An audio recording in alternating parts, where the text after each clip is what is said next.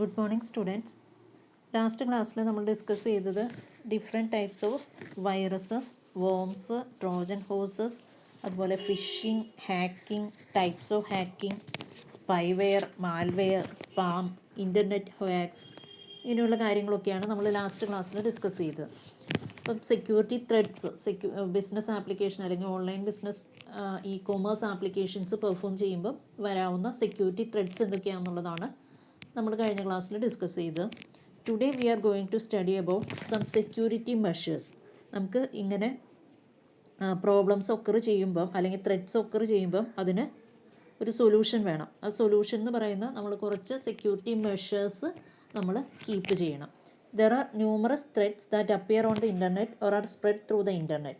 Such threats include viruses, worms, trojans, hackers, sniffers, and information theft. There are also internet threats from staff and backdoors. The solution for meeting each of the goals above includes two essential components. നമുക്ക് ഇങ്ങനെ normally വരുന്ന ത്രെഡ്സുകളിൽ viruses, worms, Trojans ഒക്കെ included ആണ്. അതുപോലെ തന്നെ staff അല്ലെങ്കിൽ ബാക്ക്ഡോസിൽ നിന്ന് വരുന്ന ത്രെഡ്സും ഉണ്ട്. അപ്പോൾ ഇതിനെയൊക്കെ നമ്മൾ ഹാൻഡിൽ ചെയ്യാനായിട്ട് രണ്ട് എസെൻഷ്യൽ കമ്പോണൻസ് ആണ് നമ്മൾ യൂസ് ചെയ്യുന്നത്. First one, digital certificates for web servers to provide authentication, privacy and data integrity through encryption.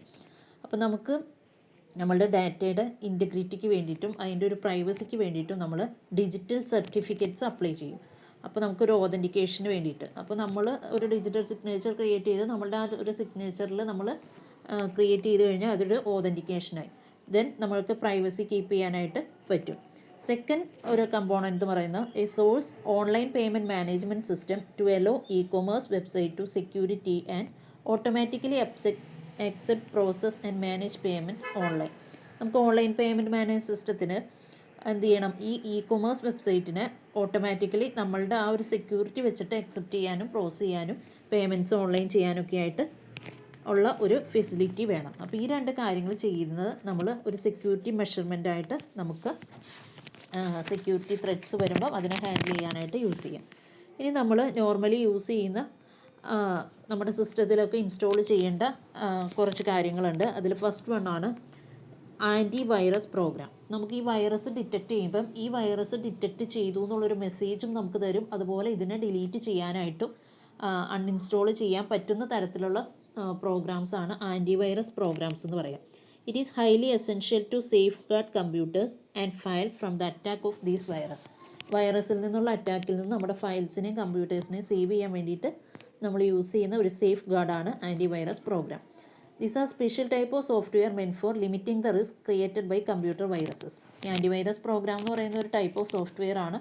നമുക്ക് ആൻറ്റി വൈറസ് സോഫ്റ്റ്വെയർസിൻ്റെ വെർഷൻസ് ഫുൾ വെർഷൻ വെച്ചിട്ട് നമുക്ക് ഇൻസ്റ്റാൾ ചെയ്യാനായിട്ട് കിട്ടും. അത് ഇൻസ്റ്റാൾ ചെയ്യുമ്പോൾ നമ്മൾ പേയ്മെൻറ്റ് കൊടുത്ത് അത് വാങ്ങുകയാണ് ചെയ്യുക. ആ ഒരു CD വാങ്ങിയിട്ട് നമ്മൾ ആൻറ്റിവൈറസ് ഇൻസ്റ്റാൾ ചെയ്ത CD ഇട്ട് നമ്മുടെ സിസ്റ്റത്തിലേക്ക് ഇൻസ്റ്റാൾ ചെയ്തെടുക്കുകയാണ് ചെയ്യുക. Some programs are design to detect and often eliminate computer viruses from an information system. അപ്പോൾ നമ്മുടെ സിസ്റ്റത്തിൽ നിന്ന് എന്തെങ്കിലും വൈറസസ് അഫക്റ്റ് ചെയ്തിട്ടുണ്ടെങ്കിൽ അതിനെ എലിമിനേറ്റ് ചെയ്ത് ഓട്ടോമാറ്റിക്കലി എലിമിനേഷൻ നടത്തിയിട്ട് നമ്മളുടെ ഫയലിനെ സെക്യൂർ ആക്കും. If something suspicious is found, the antivirus program refuses the operation. നമ്മളുടെ ഫയലിൽ എന്തെങ്കിലും സ്പെഷ്യലായിട്ടുള്ള എന്തെങ്കിലും മലീഷ്യസ് ആയിട്ടുള്ള ഡാറ്റാസ് കണ്ടു കഴിഞ്ഞാൽ അവരെന്ത് ചെയ്യും, നമ്മുടെ ആ ഓപ്പറേഷൻ പർട്ടിക്കുലർ ഓപ്പറേഷനെ സ്റ്റോപ്പ് ചെയ്തിട്ട് അതെന്താണോ ആ വൈറസ് എന്നുള്ളത് ഡിറ്റക്റ്റ് ചെയ്തിട്ട് അതിൻ്റെ കറസ്പോണ്ടിങ് അതിനെ അവർ ഡിലീറ്റ് ചെയ്യും. However, it is to be remembered that almost all antivirus programs are effective only against known viruses and not suitable for new virus that may come at any time in the network. അതായത് എപ്പോഴും നമുക്ക് അറിയാവുന്ന viruses, അതായത് ഇങ്ങനെ വരാൻ chance ഉള്ള normally വരുന്ന വൈറസസിനെയൊക്കെയാണ് ആൻറ്റിവൈറസ് പ്രോഗ്രാംസ് ഡിറ്റക്റ്റ് ചെയ്യുന്നത്. Antivirus companies are only beginning to pay attention to malware. Many include malware scanner in the internet security portion of their suite. അപ്പം അങ്ങനെ കുറേ കാലങ്ങളായിട്ട് നമുക്ക് ആൻറ്റിവൈറസ് കമ്പനീസ് ഉണ്ട്. അവർ ആൻറ്റിവൈറസ് സോഫ്റ്റ്വെയർസ് നമുക്ക് ഇൻസ്റ്റാൾ ചെയ്യാനായിട്ട് തരും. അത് നമ്മൾ പേയ്മെൻറ്റ് കൊടുത്ത് വാങ്ങിയിട്ട് നമ്മുടെ സിസ്റ്റത്തിൽ ഇൻസ്റ്റാൾ ചെയ്യുകയാണെന്നുണ്ടെങ്കിൽ വൈറസിനെ ഡിറ്റക്റ്റ് ചെയ്തിട്ട് ആൻറ്റിവൈറസ് പ്രോഗ്രാംസുകൾ അത് ഡിലീറ്റ് ചെയ്തോളും. ഓക്കെ, ദ നെക്സ്റ്റ് ഒരു സെക്യൂരിറ്റി മെഷറാണ് ഫയർവാൾസ്. ഫയർവാൾസ് എന്ന് പറഞ്ഞു കഴിഞ്ഞാൽ it prevents unauthorised users from accessing private network. നമുക്ക് ഒരു പ്രൈവറ്റ് നെറ്റ്വർക്കാണ് നമ്മൾ യൂസ് ചെയ്യുന്നതെങ്കിൽ ആ പ്രൈവറ്റ് നെറ്റ്വർക്ക് ആക്സസ് ചെയ്യുന്നതിന് വേണ്ടിയിട്ട് അൺഓതറൈസ്ഡ് ആക്സസിനെ ഫയർവാൾ പ്രിവെൻറ്റ് ചെയ്യും. അപ്പോൾ നമ്മളുടെ വെബ് ബ്രൗസറിൽ തന്നെ ബിൽറ്റിനായിട്ട് ഈ ഫയർവാളിൻ്റെ സെറ്റപ്പ് ഉണ്ടാവും. അപ്പോൾ ഒരു അൺഓതറൈസ്ഡ് ആക്സസ് വരുവാണ് എന്നുണ്ടെങ്കിൽ അവരതിനെ ഡിറ്റക്റ്റ് ചെയ്തിട്ട് നമുക്കൊരു മെസ്സേജായിട്ട് കാണിക്കും. A firewall is generally placed between internal LAN and WAN and external network such as internet. Firewall act like a gatekeeper that examine each user's identification before allowing them to enter to the organization internal networks.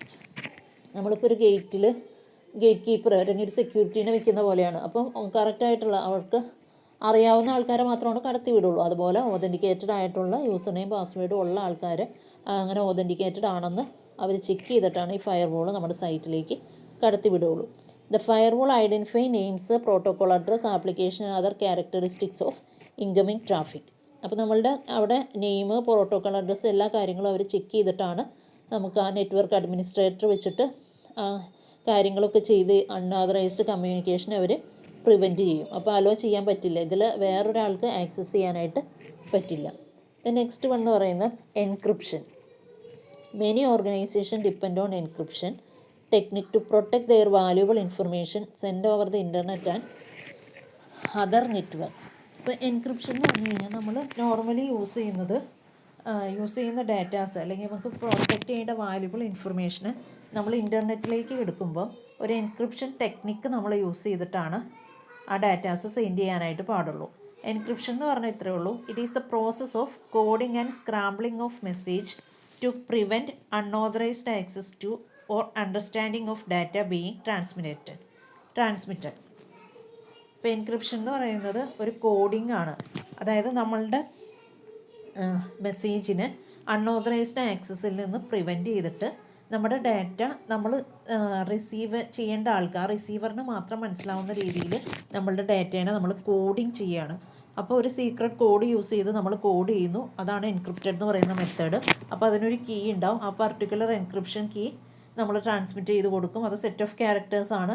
അപ്പോൾ നമ്മൾ ആ ഒരു particular code വെച്ചിട്ട് ആ code അറിയാവുന്നവർക്ക് മാത്രമാണ് അതിനെ decrypt ചെയ്തിട്ട് നമ്മുടെ ഡാറ്റേനെ യൂസ് ചെയ്യാനായിട്ട് പറ്റുള്ളൂ. ഇപ്പോൾ ഞാനൊരു മെസ്സേജ് ഇപ്പം BCom CBA എന്ന് പറയുന്നൊരു ഗ്രൂപ്പ് ഉണ്ടെങ്കിൽ അവർക്ക് അയച്ചു കൊടുക്കുമ്പോൾ അതിൽ വേറൊരു തേർഡ് പാർട്ടി വരാതിരിക്കാൻ വേണ്ടി നിങ്ങൾക്ക് ഓൾറെഡി ഞാനൊരു പാസ്വേഡ് പറഞ്ഞു തരും. ഇതിൻ്റെ കൂടെ എൻ്റെ ഫയൽ കിട്ടിക്കഴിയുമ്പോൾ ഈ ഫയൽ ഓപ്പൺ ചെയ്യാനായിട്ടുള്ള പാസ്വേഡ് ഇതാണ് എന്ന് പറഞ്ഞിട്ട് ഞാൻ നിങ്ങൾക്ക് സെപ്പറേറ്റ് പറഞ്ഞു തരാണ്. അപ്പോൾ ഈ പാസ്വേഡ് എനിക്കും നിങ്ങൾക്കും മാത്രമേ അറിയൂ.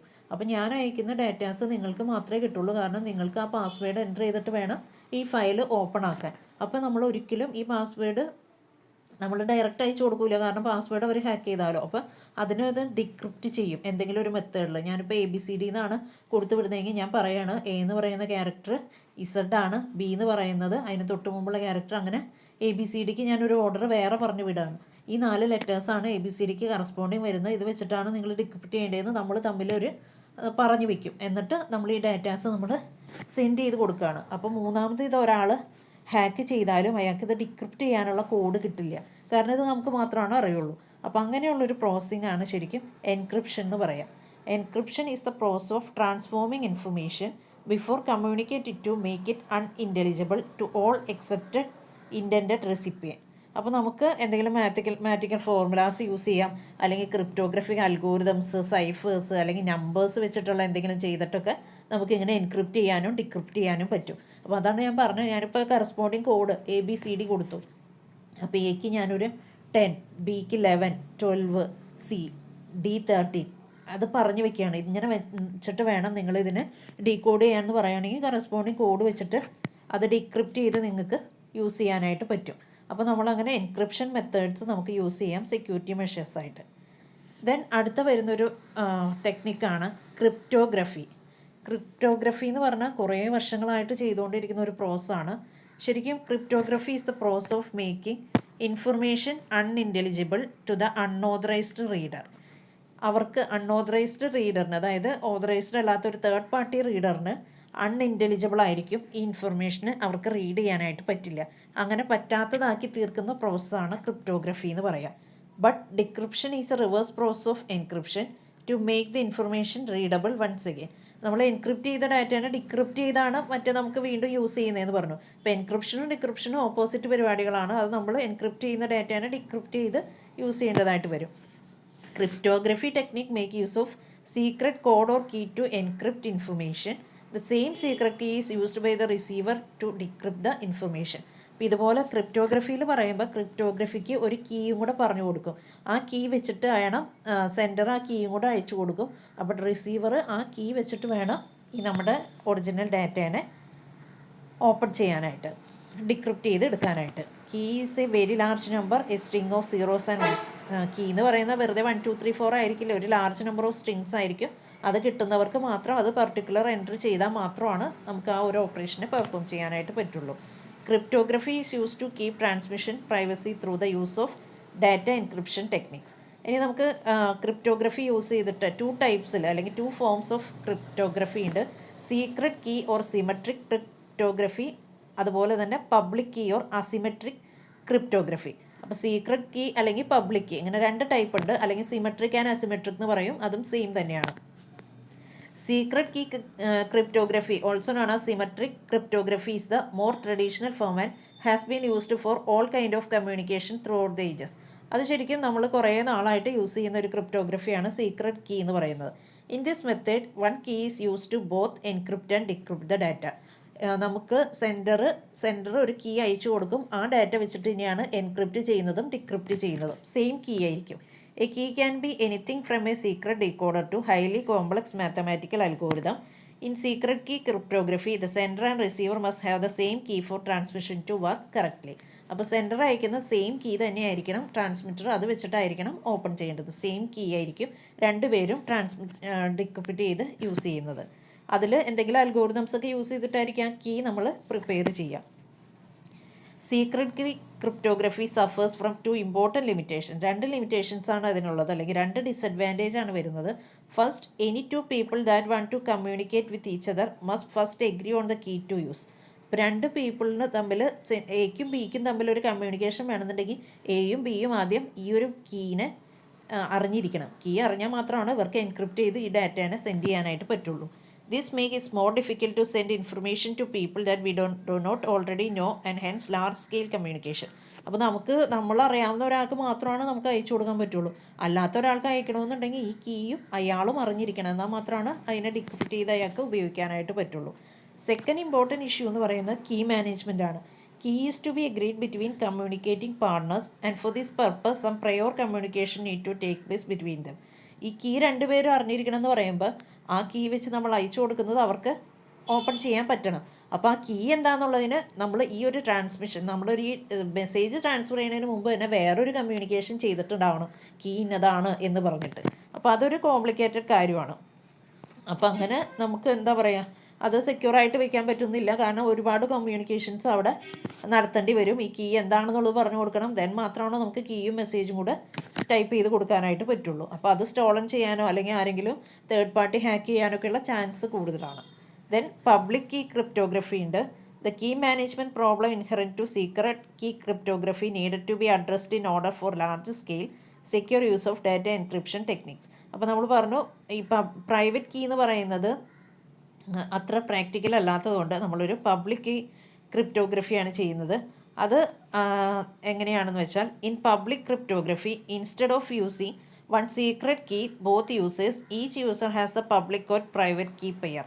പബ്ലിക് ക്രിപ്റ്റോഗ്രഫിയിൽ ഒരു സീക്രട്ട് കീ യൂസ് ചെയ്യുന്നതിന് പകരം ഈച്ച് യൂസറിനും ഒരു പബ്ലിക് കീയും ഉണ്ടാവും, പ്രൈവറ്റ് കീയും ഉണ്ടാവും. അപ്പോൾ a user makes the public key open and available to anyone and keep the private key secret. അയാൾ പബ്ലിക് കീ ഉപയോഗിച്ച് ഓപ്പൺ ചെയ്യും, പ്രൈവറ്റ് കീ വെച്ചിട്ട് അയാൾക്ക് സീക്രട്ട് കീ ആയിട്ട് പ്രൈവറ്റ് കീ യൂസ് ചെയ്യാനും പറ്റും.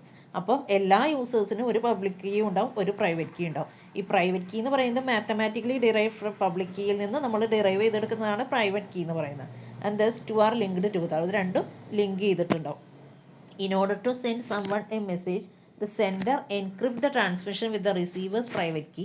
Thus anyone can encrypt a message with someone else's public key, but only that person would ever be able to read it. അപ്പോൾ നമുക്ക് ഒരു മെസ്സേജ് നമ്മൾ സെൻഡ് ചെയ്യുമ്പോൾ ആ റിസീവേഴ്സിൻ്റെ പ്രൈവറ്റ് കീ ഉണ്ടെങ്കിൽ റിസീവേഴ്സിന് ആ പ്രൈവറ്റ് കീ വെച്ചിട്ട് മാത്രമായിരിക്കും അയാളത് ഓപ്പൺ ചെയ്ത് എടുക്കാൻ പറ്റുള്ളൂ.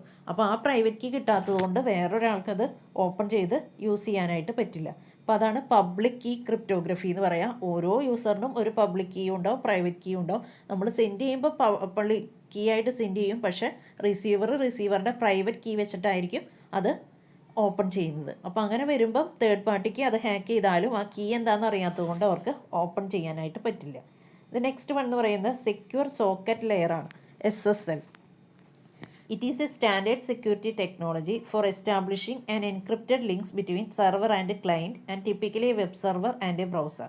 നമ്മൾ നോർമലി ഒരു വെബ് സെർവറും ക്ലയൻറ്റും തമ്മിലുള്ള കമ്മ്യൂണിക്കേഷന്, അല്ലെങ്കിൽ ഒരു വെബ്സൈറ്റും ബ്രൗസറും തമ്മിലുള്ള കമ്മ്യൂണിക്കേഷനൊക്കെ ലോക്ക് ചെയ്യാൻ വേണ്ടിയിട്ട് യൂസ് ചെയ്യുന്നതാണ് സെക്യൂർ സോക്കറ്റ് ലെയർ എന്ന് പറയുന്നത്. അതും എൻക്രിപ്റ്റഡ് ആയിട്ട് യൂസ് ചെയ്യുന്നതാണ്. SSL is most widely deployed security protocol used today. It is essentially a protocol that provides a secure channel between two machines operating over the internet or an internal network. ഇതെന്ന് പറയുന്നത് actually ഒരു പ്രോട്ടോക്കോളാണ്, അതായത് set of rules ആണ്. അത് വെച്ചിട്ട് നമ്മൾ web ബ്രൗസറും web സെർവറും തമ്മിലുള്ള കണക്ഷനൊക്കെ കൊടുക്കുമ്പോൾ സെർവർ ക്ലയൻറ്റ് കമ്മ്യൂണിക്കേഷനൊക്കെ നമ്മൾ ഈ ഒരു പ്രോട്ടോക്കോൾ യൂസ് ചെയ്യുകയാണെന്നുണ്ടെങ്കിൽ നമുക്ക് കുറച്ചും കൂടെ സെക്യൂറായിട്ട് ഡാറ്റാസ് സെൻഡ് ചെയ്യാനായിട്ട് പറ്റും. ഓക്കെ, ദ നെക്സ്റ്റ് വൺ എന്ന് പറയുന്നത് സെക്യൂർ ഇലക്ട്രോണിക് ട്രാൻസാക്ഷൻ ആണ്, SCT. SCT encrypt payment card transaction data and verifies the both parties in the transaction are genuine. SCT നമ്മൾ യൂസ് ചെയ്യുന്നത് എന്തെങ്കിലും ബാങ്ക് ട്രാൻസാക്ഷൻ, പേയ്മെൻറ്റ് ട്രാൻസാക്ഷൻസ് ഒക്കെ വരുമ്പോഴാണ് SCT യൂസ് ചെയ്യുന്നത്. അത് ശരിക്കും ഡെവലപ്പ് ചെയ്തിരിക്കുന്നത് master card and visa in collaboration with leading technology providers. Master card, visa card എന്നൊക്കെ പറഞ്ഞ് നമ്മൾ ATM കാർഡ്സുകൾ കാണാം. അങ്ങനെയുള്ള കാർഡ്സ് യൂസ് ചെയ്യുന്ന ഇലക്ട്രോണിക് ട്രാൻസ്മിഷൻ ചെയ്യുന്ന ഒരു ഇതിനെ വെരിഫൈ ചെയ്യാൻ വേണ്ടി യൂസ് ചെയ്യുന്ന ഒരു ടെക്നിക്കാണ് സെക്യൂർ ഇലക്ട്രോണിക് ട്രാൻസാക്ഷൻ എന്ന് പറയുക. അത് ബാങ്കിങ്ങിലൊക്കെയാണ് കൂടുതലായിട്ട് ഈ ഒരു ആപ്ലിക്കേഷൻ യൂസ് ചെയ്യുന്നത്. Then next one biometrics. Biometric security is a mechanism used to authenticate and provide access to a facility of a system based on automatic and instant verification of an individual physical characteristics. Biometric system എന്ന് പറഞ്ഞാൽ നമുക്കറിയാം, നമ്മൾ ഒരു ഇൻഡിവിജ്വലിൻ്റെ body elements അല്ലെങ്കിൽ ഒരു biological ഡാറ്റേനെ നമ്മളതിൽ store ചെയ്ത് വെക്കുകയാണ്. അപ്പോൾ പഞ്ചിങ് കാർഡൊക്കെ നമ്മൾ യൂസ് ചെയ്യുന്ന ഒരു ബയോമെട്രിക്കാണ്. നമുക്ക് നമ്മുടെ ഫിസിക്കൽ ക്യാരക്ടറിസ്റ്റിക്സ് വെച്ചിട്ട് നമ്മളതിനെ ചെയ്യുന്നു. ഇപ്പോൾ നമ്മൾ ആധാർ കാർഡൊക്കെ ചെയ്യുമ്പോൾ ബയോമെട്രിക് ഓതൻറ്റിക്കേഷനാണ്. അതായത് ആധാർ കാർഡിൽ നമ്മളുടെ കൈവിരൽ നമ്മൾ ജസ്റ്റ് പ്രസ് ചെയ്യുകയാണ്. ആ മെഷീനിൽ നമ്മുടെ കൈവിരൽ പ്രസ് ചെയ്യുമ്പോൾ അതിൻ്റെ കറസ്പോണ്ടിങ് ഡാറ്റാസ് അവിടെ സ്റ്റോർ ചെയ്യുന്നുണ്ട്. അത് വെച്ചിട്ട് ലിങ്ക് ചെയ്തിട്ടാണ് നമ്മുടെ ഡാറ്റാസ് എടുക്കുന്നത്. അപ്പോൾ എന്തെങ്കിലും ബയോമെട്രിക് ഓതൻറ്റിക്കേഷനൊക്കെ കമ്പ്യൂട്ടർ സെക്യൂരിറ്റിയുടെ കാര്യത്തിൽ നമുക്ക് ചെയ്യാനായിട്ട് പറ്റും. അപ്പോൾ അതിന് ഒരു പേഴ്സൻ്റെ ഐഡൻറ്റിറ്റി ഡിറ്റർമിൻ ചെയ്യണം. എന്നിട്ട് നമ്മുടെ ബയോമെട്രിക് ഡീറ്റെയിൽസ് അതിൽ ക്യാപ്ചർ ചെയ്തിട്ടുണ്ടാവണം. നമ്മുടെ ഫോട്ടോ, ഫേസ് അല്ലെങ്കിൽ voice, image of their fingerprint, ഇതൊക്കെയാണ് നമ്മൾ നോർമലി ബയോമെട്രിക് ഡാറ്റയായിട്ട് സേവ് ചെയ്യാറുള്ളത്. Biometric authentication is the process of comparing data for the person's characteristic to that person's biometric template in order to determine resemblance. അപ്പോൾ ഒരാളും മറ്റൊരാളും തമ്മിലുള്ള വ്യത്യാസം എന്ന് പറയുന്നത് അയാളുടെ ഐഡൻറ്റിറ്റിയാണ്. അപ്പോൾ ആ ഐഡൻറ്റിറ്റി ഫിസിക്കൽ ക്യാരക്ടറിസ്റ്റിക്സ് നമ്മൾ ഫീച്ചേഴ്സായിട്ട് ആഡ് ചെയ്ത് വെക്കുകയാണ്. For example, a user identifying themselves to a computer or building by their fingerprint or voice is considered a biometric identification. When compared to a password, this type of system is much more difficult to fake since it is unique to the person. Other common methods of biometric scan are a person's face, hand, iris and retina. നമുക്ക് എന്തെങ്കിലും specific features വെച്ചിട്ട് നമുക്ക് lock ചെയ്യാനായിട്ട് പറ്റും. അപ്പോൾ നമ്മളുടെ mobile അല്ലെങ്കിൽ നമ്മുടെ കമ്പ്യൂട്ടറൊക്കെ ഹാക്ക് ആയാലും നമ്മളുടെ പർട്ടിക്കുലർ ഐഡൻറ്റിറ്റി ഇല്ലാണ്ട് അത് അവർക്ക് ഓപ്പൺ ചെയ്യാനായിട്ട് പറ്റില്ല. There are several types of biometric identification scheme ഉണ്ട്. ഏതൊക്കെയാണ് നമുക്കറിയാം. ഫേസ്, നമ്മുടെ ഫേഷ്യൽ ക്യാരക്ടറിസ്റ്റിക്സ്, ഫിംഗർ പ്രിൻറ്റ്, നമ്മുടെ unique fingerprint, then hand geometry, shape of the hand and the length of the fingers. അതൊക്കെ ഓരോരുത്തരുടെയും പേഴ്സൺ ടു പേഴ്സൺ ഡിഫറെൻ്റ് ആയിരിക്കും. Then retina, നമ്മുടെ capillary vessels, back of the ഐയിൽ കാണുന്ന ആ retina നമുക്ക് വേണമെങ്കിൽ ഐഡൻറ്റിഫൈ ചെയ്യാൻ എടുക്കാം. Then iris, coloured ring that's around eyes purple, നമ്മുടെ കണ്ണിന് ചുറ്റും കാണുന്ന ഐറിസ് എന്ന് പറയുന്ന ഇത് നമുക്ക് വേണമെങ്കിൽ എടുക്കാം. ദെൻ സിഗ്നേച്ചർ, പേഴ്സൻ്റെ സൈൻ എന്ന് പറയുന്നതും ഒരു ഇമ്പോർട്ടൻ്റ് കാര്യമാണ്. Then vein, analysis of pattern for veins in the back of the hand and the wrist, റിസ്റ്റിൻ്റെ ഏതെങ്കിലും വെയിനോ അല്ലെങ്കിൽ ഹാൻഡിൻ്റെ വെയിനോ ഒക്കെ നമുക്ക് വേണമെങ്കിൽ ഐഡൻറ്റിഫിക്കേഷൻ കൊടുക്കാം. ദെൻ വോയിസ്, നമ്മുടെ ടോൺ, പിച്ച്, കാഡൻസ് എന്നൊക്കെ പറയുന്ന പേഴ്സൺസിൻ്റെ വോയിസുകൾ വെച്ചിട്ട് എന്തെങ്കിലും ഒരു ഫ്രീക്വൻസിയിൽ നമുക്കത് ഐഡൻറ്റിഫൈ ചെയ്യാനായിട്ട് യൂസ് ചെയ്യാം. ദ നെക്സ്റ്റ് വൺ എന്ന് പറയുന്നത് ഡിജിറ്റൽ സിഗ്നേച്ചറാണ്. It is used not only to verify the authenticity of message, claimed identity of sender, but also to verify message integrity. നമ്മൾ ഏറ്റവും ഇൻറ്റഗ്രിറ്റിക്ക് വേണ്ടി യൂസ് ചെയ്യുന്ന ഒരു ടൂളാണ് ഡിജിറ്റൽ സിഗ്നേച്ചർ എന്ന് പറയാം. A message is encrypted with the sender's private key to generate the signature. The message is then sent to the destination along with the signature. The recipient decrypts the signature using the sender's public key, and if result matches with the copy of message received, the recipient can ensure that the message was sent by the claimed originator and that the message has not been modified during transmission, since only the originator is in possession of corresponding encryption key. അപ്പോൾ digital signature എന്ന് പറയുന്നത് നമ്മൾ ഒരു person generate ചെയ്യുന്നതാണ്. അപ്പം ഞാനൊരാൾക്ക് അയച്ചു കൊടുത്താൽ എൻ്റെ സിഗ്നേച്ചർ അതിൽ ആഡ് ചെയ്തിട്ട് ആ ഡിജിറ്റൽ സിഗ്നേച്ചറും മെസ്സേജും കൂടെയാണ് കൊടുക്കുന്നത്. അപ്പോൾ ആ റിസീവർ എന്ത് ചെയ്യും, ഈ സിഗ്നേച്ചർ കണ്ടിട്ട് മനസ്സിലാക്കുകയാണ് ഇതൊരു ഓതൻറ്റിക്കേറ്റഡ് ആ ഒരു പേഴ്സൺ തന്നെയാണ് അയച്ചിരിക്കുന്നതെന്ന് മനസ്സിലാക്കിയിട്ടാണ് മെസ്സേജ് എൻക്രിപ്റ്റ് ചെയ്തെടുക്കുക. ശരിക്കും നമ്മൾ യൂസ് ചെയ്യുന്ന ഇലക്ട്രോണിക് കൊമേഴ്സിന് യൂസ് ചെയ്യുന്ന ഒരു സെക്യൂരിറ്റി ഇമ്പോർട്ടൻറ്റ് മെഷറാണ് digital signature. It provides a way to associate the message with the sender and the equivalent of an ordinary signature. നമ്മൾ ഒരു പേപ്പറിൽ നമ്മളുടെ സൈൻ ഇട്ട് കൊടുക്കുന്നതിന് ഒരു വാല്യൂ ഉണ്ട്. അതുപോലെ തന്നെയാണ് ഡിജിറ്റൽ സിഗ്നേച്ചർ എന്ന് പറയുന്നത്. ദെൻ ലാസ്റ്റ് വണ്ണാണ് digital certificate. Digital certificate is an electronic file that uniquely identify individual and website on the internet and enable secure confidential communication. Digital certificate എന്ന് പറയുന്ന ഒരു ഇലക്ട്രോണിക് ഫയലാണ്. നമ്മൾ കമ്പ്യൂട്ടറിൽ യൂസ് ചെയ്യുന്ന ഫയലാണ് ഡിജിറ്റൽ സർട്ടിഫിക്കറ്റ് എന്ന് പറയുക. അത് നമ്മളുടെ ഇൻ്റർനെറ്റ് കോൺഫിഡൻഷ്യൽ കമ്മ്യൂണിക്കേഷനൊക്കെ വേണ്ടിയിട്ട് നമുക്ക് ഇങ്ങനെ ഒരു ഡിജിറ്റൽ ഫയൽ ക്രിയേറ്റ് ചെയ്തിട്ട് ആ സർട്ടിഫിക്കറ്റ് നമുക്ക് യൂസ് ചെയ്യാം. Certification authorities issues digital certificate to users who wish to engage in secure communication. ഇപ്പോൾ CA എന്ന് പറയുന്ന സർട്ടിഫിക്കേഷൻ അതോറിറ്റീസ് ഈ ഡിജിറ്റൽ സർട്ടിഫിക്കറ്റിന് ഇഷ്യൂ ചെയ്യുന്നുണ്ട് അവർക്ക് എളുപ്പത്തിൽ സെക്യൂറായിട്ട് കമ്മ്യൂണിക്കേറ്റ് ചെയ്യാനായിട്ട്. Once sender has provided the proof of his identity, the certification authority creates a message containing sender's name and his public key. This message is known as certificate. It is digitally signed by the certification authority. ഒരു സെൻഡറിന് ഒരു identity proof provide ചെയ്യുന്നുണ്ടെങ്കിൽ certification authority corresponding സെൻഡറിൻ്റെ നെയിമും public കീയും വെച്ചിട്ട് message print ചെയ്യും. ആ message നമ്മൾ ഒരു സർട്ടിഫിക്കറ്റായിട്ട് കീപ്പ് ചെയ്യുക.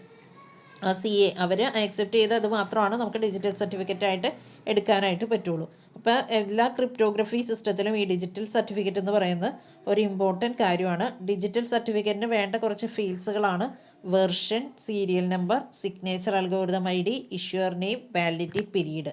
ഏത് വെർഷനാണെന്നുള്ളത് വേണം, സീരിയൽ നമ്പർ വേണം, അൽഗോരിതം ID വേണം, then issuer name, validity period, യൂസറിൻ്റെ നെയിം, അതുപോലെ subject public key information, key എന്താണോ അതിൻ്റെ ഇൻഫർമേഷൻ വേണം.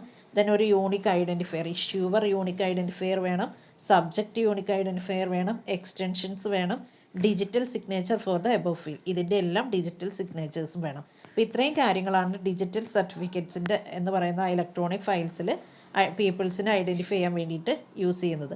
Digital certificates also enable secure confidential communication between two parties. അപ്പോൾ നമ്മൾ ഡിജിറ്റൽ സർട്ടിഫിക്കറ്റ് യൂസ് ചെയ്യുന്നത് സെക്യൂർ ആയിട്ടുള്ളൊരു കമ്മ്യൂണിക്കേഷൻ പോസിബിൾ ആവുന്നതിന് വേണ്ടിയിട്ടാണ്. ഓക്കെ, ക്ലിയർ അല്ലേ? Okay, thank you.